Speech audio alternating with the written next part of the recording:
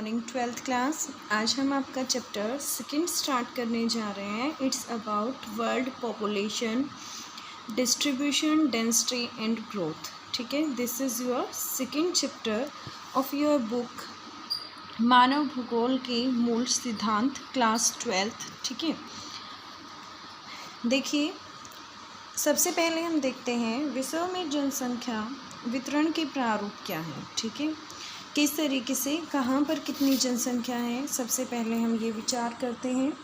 जनसंख्या के वितरण और घनत्व के प्रारूप हमें किसी क्षेत्र की जनांकीय विशेषताओं को समझने में मदद करते हैं। जनसंख्या वितरण शब्द का अर्थ है भूपृष्ठ पर लोग किस प्रकार वितरित हैं, मतलब कहाँ पर पॉपुलेशन ज़्यादा है, कहाँ पर जनसंख्या कम है, कहाँ पर जनसंख्या ज़्यादा है। ठीक है, तो जनसंख्या वितरण से हमें ये पता चलता है मोटे तौर पर विश्व की जनसंख्या 90%, इसके अतिरिक्त 10% स्थल भाग में निवास करती है। Total 90% of population just only 10% area पर ही लाई करता है। विश्व के 10 सर्वाधिक आबाद देशों में विश्व की लगभग 60% जनसंख्या निवास करती है। इन देशों में से 6 एशिया में अवस्थित हैं। एशिया के इन 6 देशों को पहचानिए। देखिए, ये आपको कुछ कंट्रीज़ हैं जिनकी आपको पॉपुलेशन के बारे में बताया है। इससे आप एनालाइज करेंगे कि चाइना की population second, then after India, संयुक्त राज्य अमेरिका, ठीक है, Indonesia, Brazil, Pakistan, Nigeria, Bangladesh, Russia, Mexico.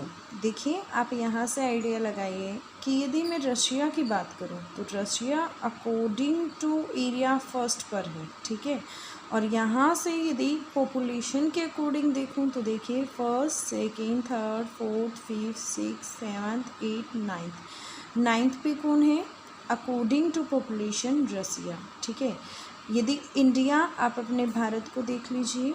ठीक है, एशियन कंट्री है। इंडिया की बात करूं तो अकॉर्डिंग टू एरिया हमारी कंट्री 7th नंबर पर आती है और पॉपुलेशन 2nd नंबर पर आती है। Clear to? तो अकॉर्डिंग टू एरिया आप देख सकते हैं कि यहाँ की पॉपुलेशन कितनी ज़्यादा है। क्लियर?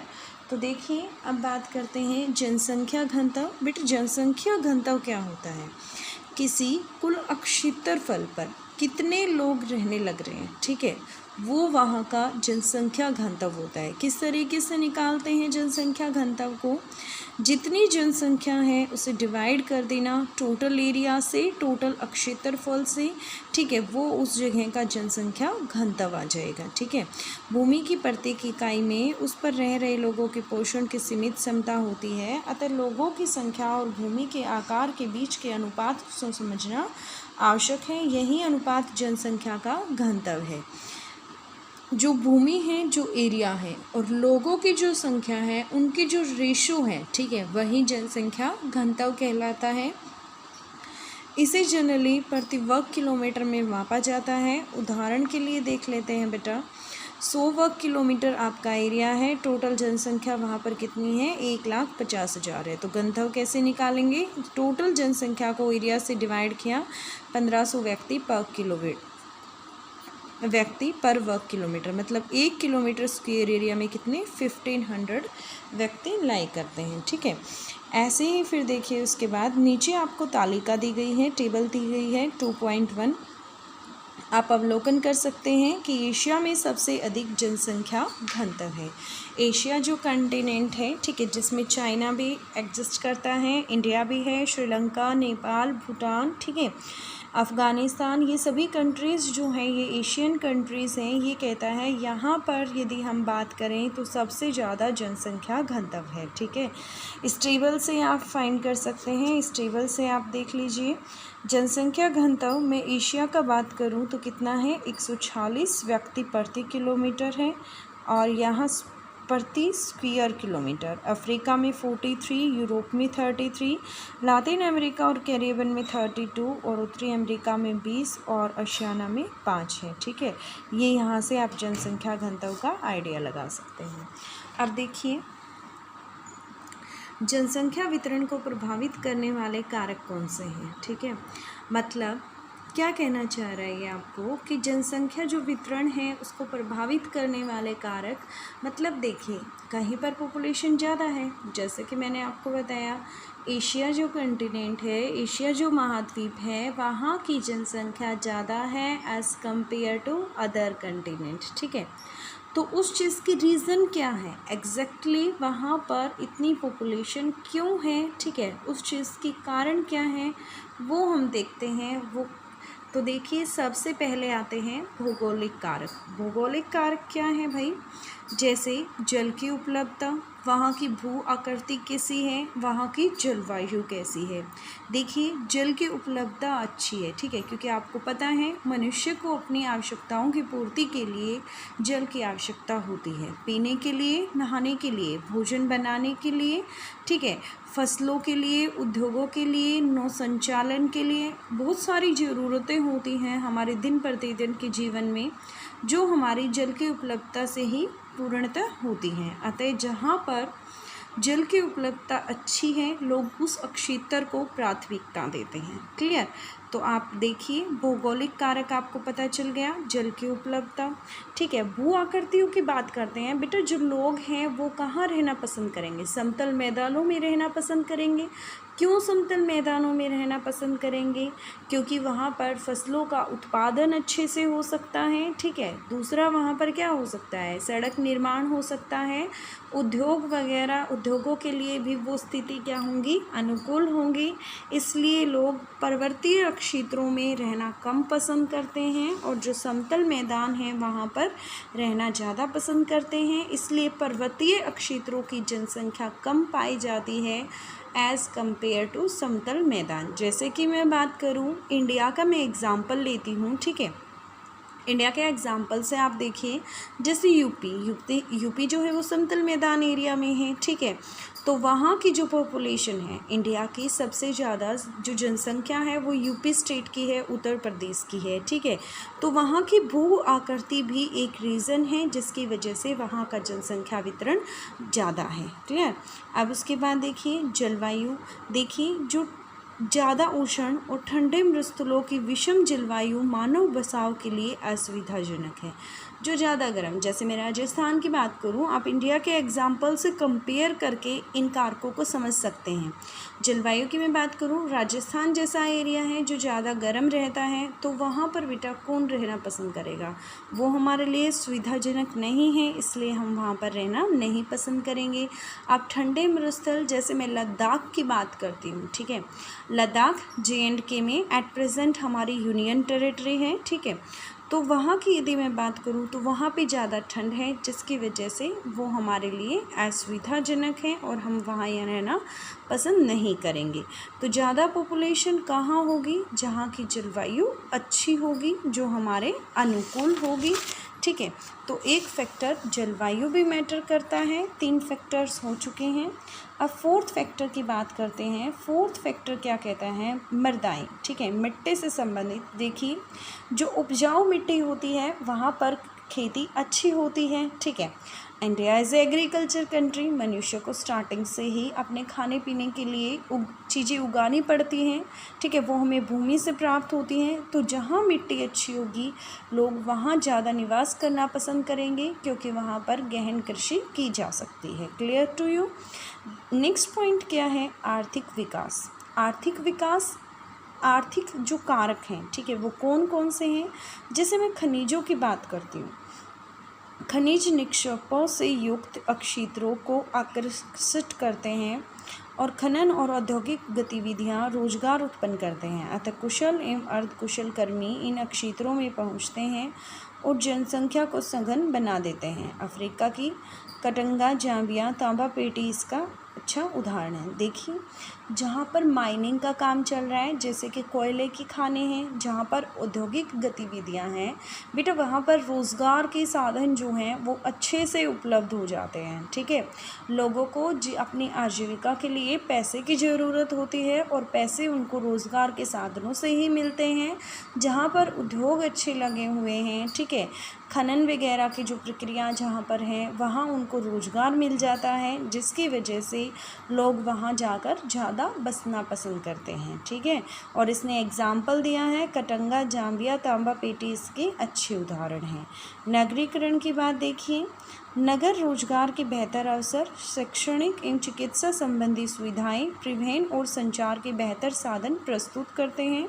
अच्छी नागरिक सुविधाएं तथा नगरीय जीवन के आकर्षण लोगों को नगरों की ओर खींचते हैं। इससे ग्रामीण क्षेत्रों से नगरीय क्षेत्रों में प्रवास होता है। देखिए, जो नागरिक सुविधाएं, शहरों में जो बात करें तो वहाँ पर सुविधाएं ज़्यादा हैं, जिसकी वजह से लोग वहाँ पर ज़्यादा आकर्षित होते हैं और ग्रामीण क्षेत्रों को छोड़कर वह नगरीय क्षेत्रों की तरफ प्रस्थान करते हैं और नगर का आकार बढ़ जाता है। विश्व के विराट नगर प्रतिवर्ष बढ़ती संख्या में प्रवासियों को निरंतर आकर्षित करते हैं।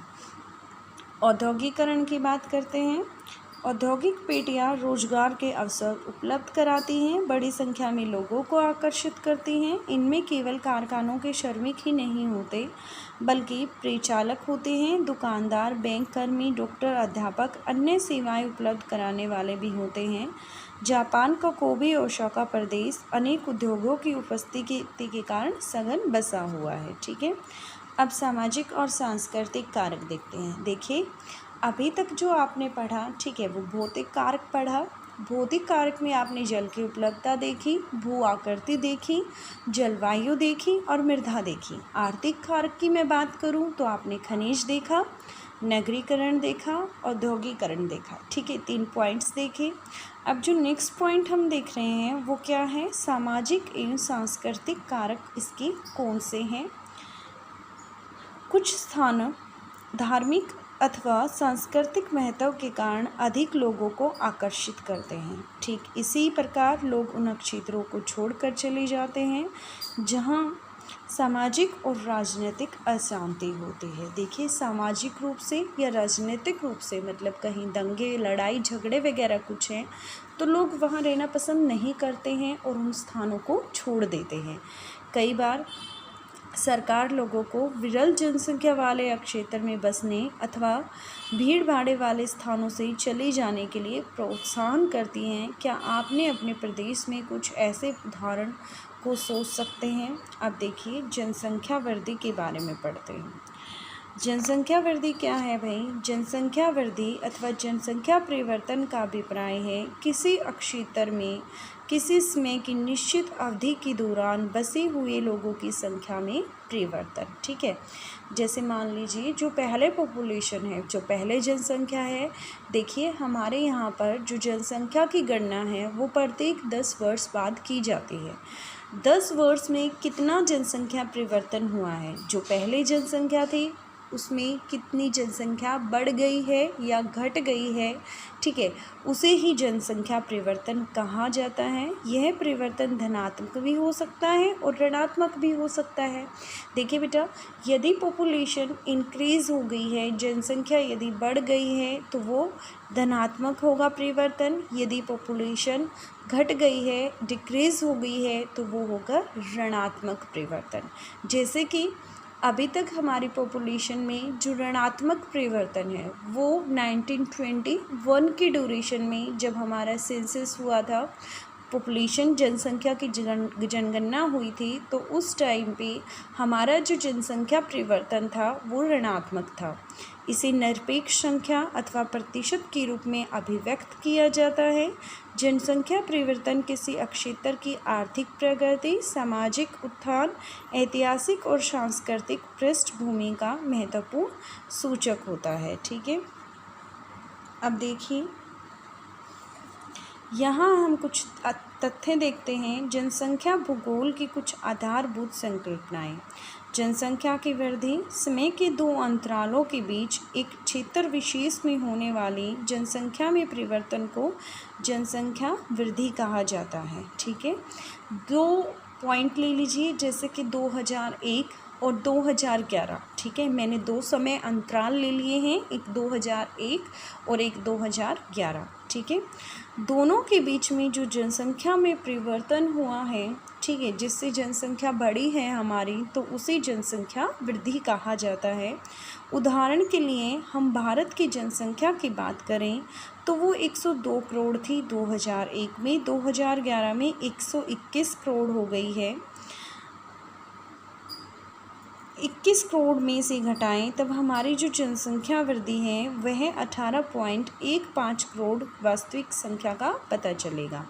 जनसंख्या वृद्धि दर क्या कहती है? यही जनसंख्या में परिवर्तन जो प्रतिशत को व्यक्त करता है उसे जनसंख्या वृद्धि दर कहा जाता है। जनसंख्या वृद्धि दर कैसे निकालते हैं बेटा?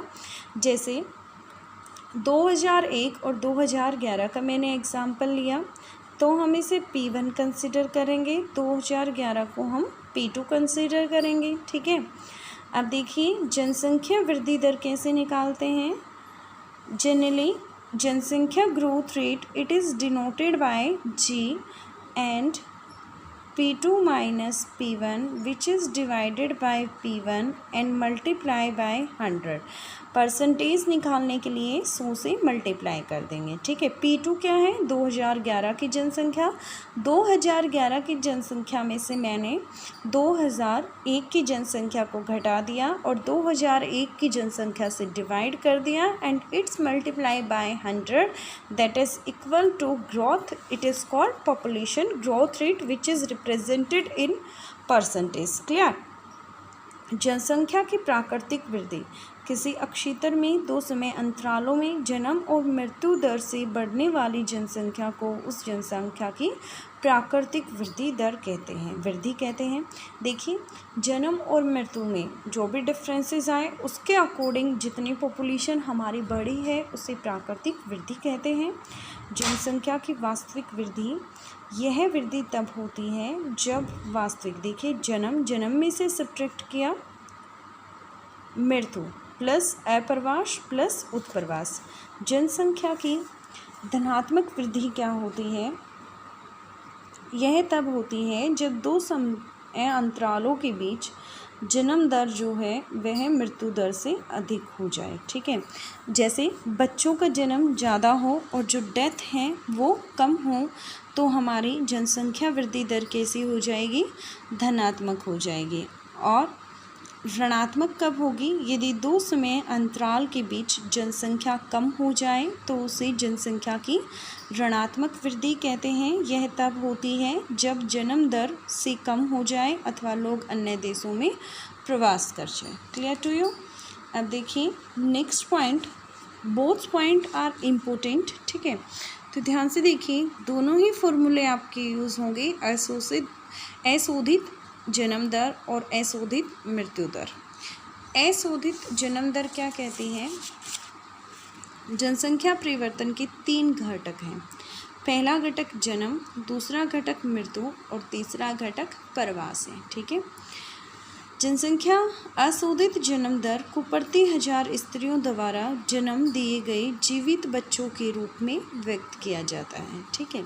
कितने बच्चों को जन्म दिया गया और वो जो जीवित बच्चे हैं, ठीक है, उन्हीं के अनुसार अशोधित जन्म दर निकाली जाती है। अशोधित जन्म दर का फॉर्मूला क्या है?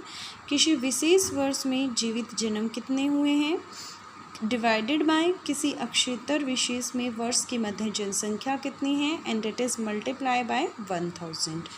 मृत्यु दर जनसंख्या परिवर्तन में सक्रिय भूमिका निभाती है। जनसंख्या वृद्धि दर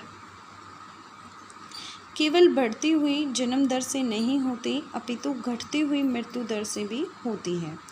अशोधित मृत्यु दर किसी क्षेत्र में मृत्यु दर को मापने की एक सरल विधि है। अशोधित मृत्यु दर को किसी विशेष क्षेत्र में किसी क्षेत्र विशेष में किसी वर्ष के दौरान प्रति 1000 जनसंख्या के पीछे मृतकों की संख्या के रूप में अभिव्यक्त करते हैं। देखिए इसमें क्या करेंगे, जहाँ हम जीवित जन्मों की बात कर रहे थे वहाँ हम मृतकों की संख्या की बात करेंगे और उसी वर्ष के मध्य में अनुमानित जनसंख्या and it is multiply by 100। ठीक है, this are 2 factors. Now we are doing study third factor क्या कहता है, प्रवास। ठीक है, माइग्रेशन। जब व्यक्ति एक स्थान से दूसरे स्थान पर अपने जन्म स्थान को, अपने निवास स्थान को छोड़कर किसी दूसरे स्थान पर बस जाता है तो उसे जनरली प्रवास कहा जाता है। प्रवास क्या है, जन्म और मृत्यु के अतिरिक्त एक और घटक है जिससे जनसंख्या का आकार परिवर्तित होता है। जब लोग एक स्थान से दूसरे स्थान पर जाते हैं तो वह स्थान जहाँ से लोग गमन करते हैं उद्गम स्थान कहलाता है और जहाँ पर वो जाकर रहने लग जाते हैं वह गंतव्य स्थान कहलाता है। उद्गम स्थान जनसंख्या में कमी को दर्शाता है। देखिए जो जगह उसने छोड़ दी है, ठीक है, जो उसका उद्गम स्थान था जहाँ वो रहता था उसने उस जगह को छोड़ दिया है तो वहाँ की जनसंख्या अपने आप ही जनसंख्या की कमी को दर्शाया जाएगा, जबकि गंतव्य स्थान पर जनसंख्या बढ़ जाती है। प्रवास को मनुष्य और संसाधन के बीच बेहतर संतुलन प्राप्त करने की दिशा में एक स्वतःस्फूर्त प्रयास के रूप में निरूपित किया जा सकता है। प्रवास स्थायी, अस्थायी अथवा मौसमी हो सकता है। स्थायी भी हो सकता है बेटा, परमानेंटली कोई शिफ्ट हो जाए, अस्थायी कुछ समय के लिए, मौसमी हो सकता है जैसे कुछ समय के लिए ही, जैसे विंटर में जा सकता है या फिर जस्ट ओनली इन समर। फिर कहता है गांव से गांव हो सकता है, गांव से नगर हो सकता है, नगर से नगर और नगर से गांव की ओर हो सकता है। क्या आप महसूस करते हैं कि एक व्यक्ति दोनों, एक प्रवासी और एक प्रवासी हो सकता है? अप्रवास क्या होता है, प्रवासी जो किसी नए स्थान पर जाते हैं अप्रवासी कहलाते हैं। उत्प्रवास क्या होता है, प्रवासी जो एक स्थान से बाहर चले जाते हैं उसे उत्प्रवासी कहा जाता है।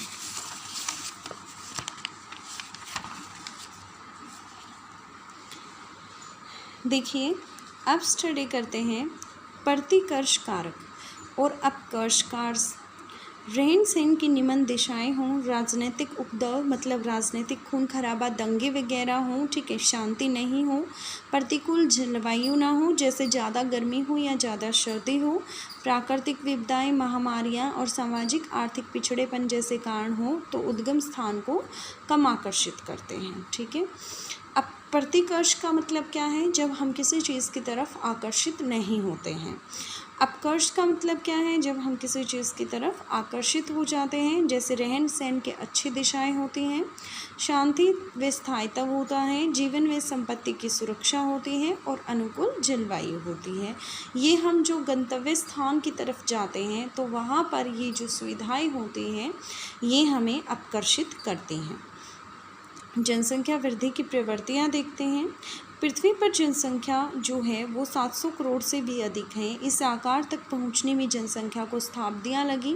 आरंभिक कालों में विश्व की जनसंख्या धीरे धीरे बढ़ी। विगत 100 वर्षों के दौरान जनसंख्या आश्चर्यजनक से बढ़ी है। देखिए स्टार्टिंग के कुछ ईयर्स की यदि हम बात करें तो जो हमारी पॉपुलेशन है वो काफ़ी कम बढ़ी है, लेकिन 100 वर्षों के ड्यूरेशन में यदि हम देखें तो पॉपुलेशन काफ़ी इंक्रीज़ हो गई है।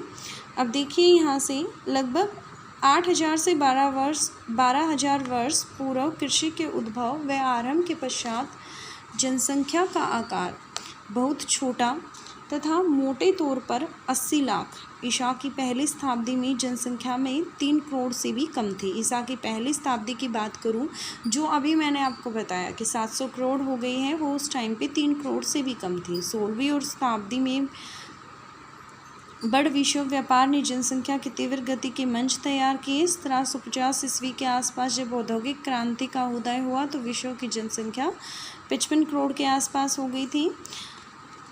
18वीं शताब्दी में औद्योगिक क्रांति के पश्चात विश्व जनसंख्या में विस्फोटक वृद्धि हुई। अब तक प्राप्त प्रौद्योगिकी ने जन्म दर को घटाने में सहायता दी तथा त्वरित जनसंख्या वृद्धि के लिए मंच प्रदान किया।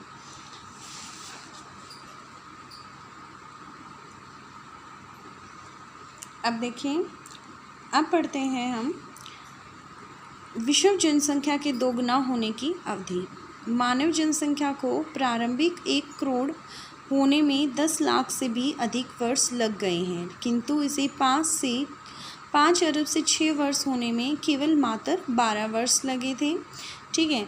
विभिन्न प्रदेशों में उनकी जनसंख्या के दोगुना होने से अत्यधिक भिन्नताएं पाई जाती हैं। विकसित देश विकासशील देशों की तुलना में अपनी जनसंख्या दोगुना करने में अधिक समय ले रहे हैं। जनसंख्या की अधिकतर वृद्धि जो है वो विकासशील विश्व में हो रही है, जहां जनसंख्या विस्फोट हो रहा है। जनसंख्या के स्थानिक परिवर्तन देखते हैं। विश्व के विभिन्न भागों में जनसंख्या वृद्धि की तुलना की जा सकती है। विकसित देशों में विकासशील देशों की तुलना में जनसंख्या वृद्धि कम है। देखिए, विकसित देशों में जनसंख्या वृद्धि कम है, जबकि विकासशील देशों की बात करूँ, ठीक है, जो डेवलपिंग नेशंस हैं वहाँ की जनसंख्या वृद्धि ज़्यादा है। Clear to you. अब देखिए, यद्यपि जनसंख्या परिवर्तन की वार्षिक दर 1.4% निम्न प्रतीत होती है, लेकिन वास्तव में ऐसा नहीं है। क्यों नहीं है ऐसा? जब एक निम्न वार्षिक दर अत्यंत बड़ी जनसंख्या पर लागू होती है तो इससे जनसंख्या में विशाल परिवर्तन होगा। देखिए, दिखने में 1.4 छोटा लग रहा है, लेकिन 1.4 यदि एक विशाल जनसंख्या पर लागू किया जाए तो वह जनसंख्या काफ़ी ज़्यादा होगी। यद्यपि वृद्धि दर निरंतर घटती रहे तो भी कुल जनसंख्या प्रति वर्ष बढ़ती है। प्रसव के दौरान मृत्यु की दर की भांति शिशु मृत्यु दर भी वृद्धि हो सकती है। अब देखिए, जनसंख्या परिवर्तन का प्रभाव।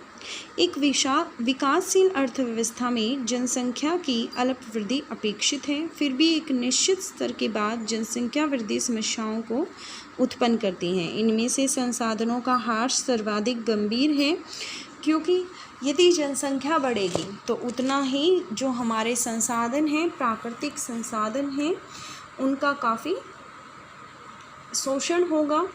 जनसंख्या का ह्रास भी चिंता का विषय है। यह इंगित करता है कि वे संसाधन जो पहले जनसंख्या का पोषण करते थे अब उस जनसंख्या के पोषण में सक्षम नहीं हैं।